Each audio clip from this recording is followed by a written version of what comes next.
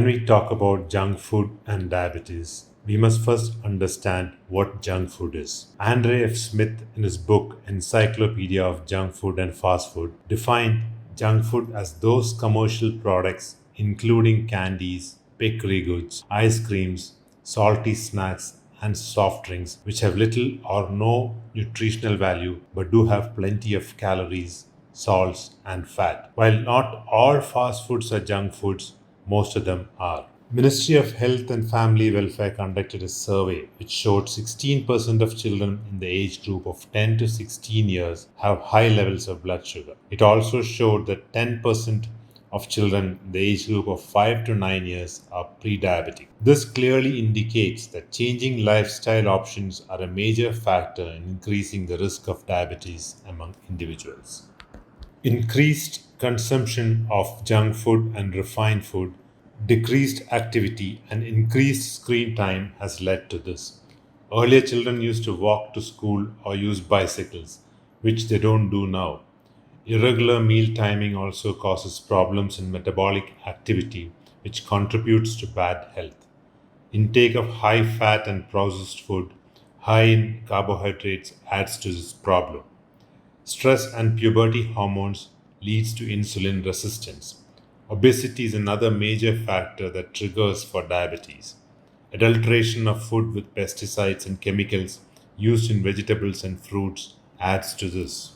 To understand the relationship between junk food and onset of diabetes, one must understand the normal glucose metabolism that happens in the body. Body needs insulin to regulate levels of sugar in the blood and to use this sugar to fuel the body's cells. Without insulin, body cannot process glucose, which comes from carbohydrates in the diet. When glucose collects in high levels in blood over time, these can damage the body's organs as the blood circulates. In addition, the body cells will not have enough energy because without insulin, glucose cannot enter the cells. Now we must understand how junk foods can alter the normal glucose metabolism and cause diabetes. Junk foods usually have a rapid effect on blood sugar levels. Highly processed foods that are high in calories and low in vitamins, minerals, and fiber break down quickly in the body and can cause rapid rise in blood sugar levels. Junk foods lack nutrients, vitamins, and minerals and are high in energy, salts, sugars, and fat.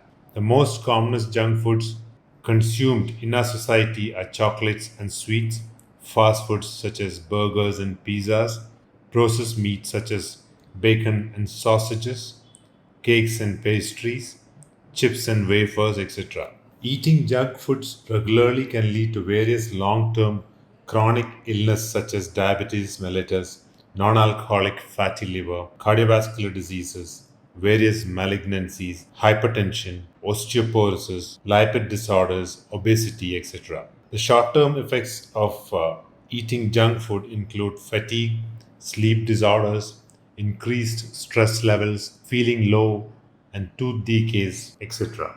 Diets that are high in sugar and fat can suppress the activity of a brain peptide called BDNF, brain derived neurotrophic factor, that helps with learning and memory formation.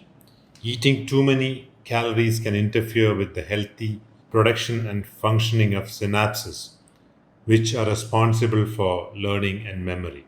Excess consumption of trans fats found in fried and processed foods can send mixed signals to the brain, which makes it difficult to process what you've eaten and how hungry you are. This is probably why most of them end up overeating. Eating a sugary snack may temporarily spike your blood sugar level, making you feel happy and satisfied. But as soon as they return to normal, you are left feeling all the more irritable. Some people have the habit of late night eating. Late night snacks add extra calories, which can lead to weight gain. If you snack after your evening meal, especially foods with carbohydrates, you may wake up next morning with a high blood sugar level. So, if you're feeling hungry at night after your dinner, your best choice would be a low carbohydrate, low calorie snack, preferably one that's high in protein or fiber. It is a big challenge to reduce the intake of junk foods once you're used to it. Instead, you can create a healthy eating habit by choosing whole food options such as whole meal and whole grain carbohydrates like pasta, bread, and flour. By planning your meal ahead of time so you decide what you eat based on nutrition, not based on what is available. Always choose a fresh fruit for a dessert. Check your food's nutritional value based on information available on the packet. Choose a healthy packed one based on the Health Star rating system. Now, a commonly asked question is, can eating a lot of sugar make you diabetic? The belief that there is a direct link between eating sugar and developing diabetes is a myth. It is more being overweight, particularly around the waist, that is linked with type 2 diabetes than any particular food you eat.